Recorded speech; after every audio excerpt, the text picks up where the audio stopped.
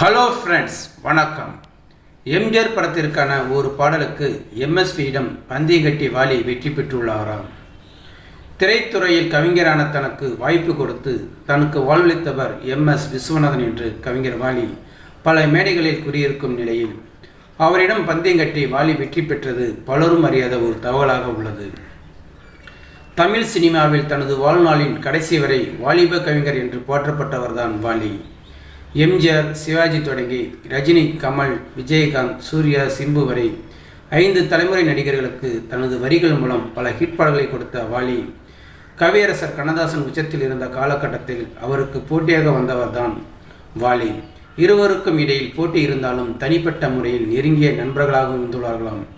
தனது ஆரம்ப காலத்தில் சினிமாவில் வாய்ப்பு தேடி கவிஞர் வாலி வாய்ப்பு கிடைக்காத விரக்தியில் சென்னையை விட்டு கிளம்ப முடிவு செய்த போது கண்ணதாசனின் மயக்கமா கலக்கமா என்ற பாடலை கேட்ட வாலி ஊருக்கு செல்லும் எண்ணத்தை கைவிட்டு சினிமாவில் வாய்ப்பு தேடி அணிந்து கொண்டிருந்துள்ளாராம். அதன் பிறகு எம்எஸ்வி அறிமுகம் கிடைத்த பின்னாளில் பெரும் கவிஞரான உருவெடுத்து கண்ணதாசனின் அன்பை பெற்றவர்தான் வாலி. இதனிடையே ஒரு முறை ஸ்டுடியோவுக்கு வந்த வாலி அமர்ந்திருக்க இயக்குனர் கே. சங்கர், தயாரிப்பாளர் வேலுமணி, இசையமைப்பாளர் எம்எஸ்வி ஆகியோர் இருந்துள்ளார்களாம்.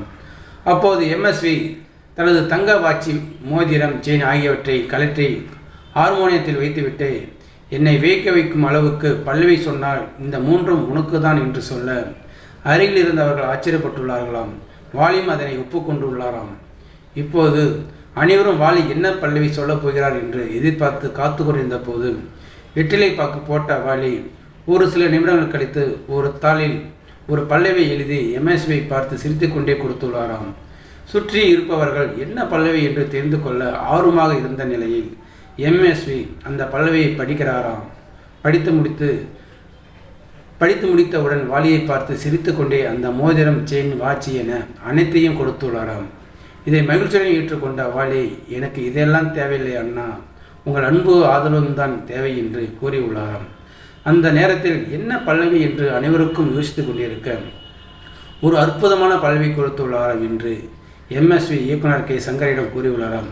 அந்த பல்லவி தான், காற்று வாங்க போனேன் ஒரு கவிதை வாங்கி வந்தேன், காற்று வாங்க போனேன் ஒரு கவிதை வாங்கி வந்தேன், அதை கேட்டு வாங்கி போனால் அந்த கண்ணி என்னானா, காற்று வாங்க போனேன் ஒரு கவிதை வாங்கி வந்தேன், அதை கேட்டு வாங்கி போனால் அந்த கண்ணி என்னானா